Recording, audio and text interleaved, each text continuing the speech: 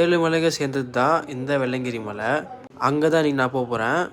என்ட்ரன்ஸ்லேருந்து கொஞ்சம் தூரம் உள்ளே போனீங்கன்னா அங்கே பேக்கெல்லாம் செக் பண்ணுவாங்க.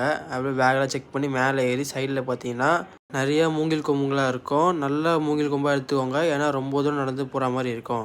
நான் அப்படியே மேலே ஏற ஆரம்பிச்சிட்டேன் வெறும் காலோட, ஏன்னா நான் ஒரு சிவன் பக்தன். இந்த 7 மலையிலே முதல் மலை தான் ரொம்ப கஷ்டமாக இருக்கும், ஏன்னா பெரிய மலையாக இருக்கும். அது 3வது மலையில் பார்த்தீங்கன்னா சொனை இருக்கும், அங்கே நீங்கள் தண்ணி பிடிச்சிக்கோங்க, ஏன்னா மேலே தண்ணி கிடைக்காது.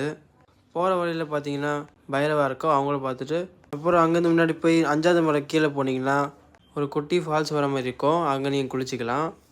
தண்ணியிலே பார்த்தீங்கன்னா சின்ன லிங்கம் ஒன்று இருக்கும், அங்கே குளிச்சுட்டு சாமி கும்பிட்டு அங்கேருந்து கிளம்பிட்டோம் 7வது மலைக்கு. மேலே அந்த பாறை தெரியுதா, அங்கே தாங்க கோயிலே இருக்குது.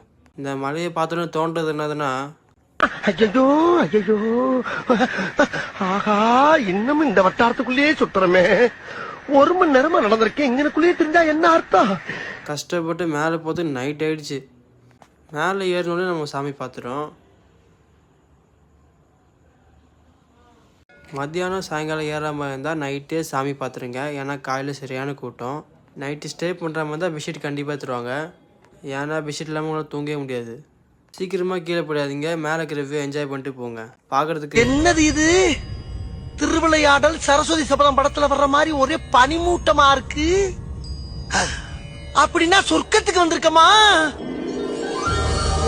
ஸோ மறக்காமல் காலையில் சன்ரைஸ் மட்டும் பார்த்துட்டு போங்க, பார்க்கறது சும்மா வேறு லெவலில் இருக்கும். ஸோ மீண்டும் பார்ப்போம். இந்த மாதிரி இன்ட்ரெஸ்டிங்கான வீடியோஸ் பார்க்கறதுக்கு நம்ம பேஜை ஃபாலோ பண்ணிக்கோங்க.